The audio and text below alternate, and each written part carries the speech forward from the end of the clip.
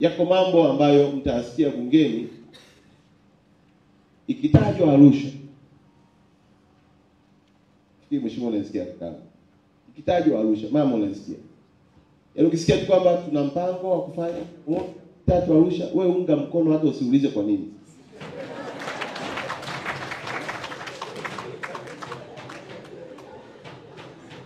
Baadaye ukiona wanauliza maswali mengi, unasema wewe nipigie simu, hebu niambie bro, hii kitu gani? Tumeshakubali huku lakini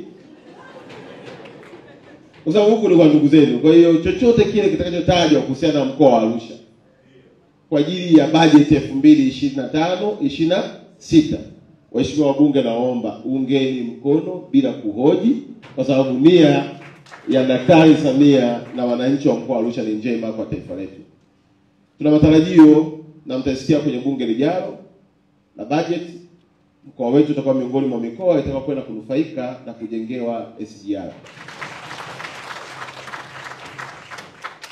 Kwa sababu kabla ya uwekezaji wa Daktari Samia pale Tanga, bandari ya Tanga ilikuwa ni ya 3 kwa kuingiza na kutoa mizigo kwenda nje ya nchi.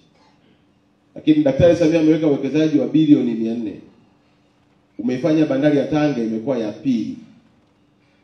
Na sisi watu wa Arusha tulikuwa tunapata malori 60 kwa siku yanayopita, kwa sababu hii ni shortcut ya kupeleka mizigo Kongo, Burundi, Rwanda na Uganda.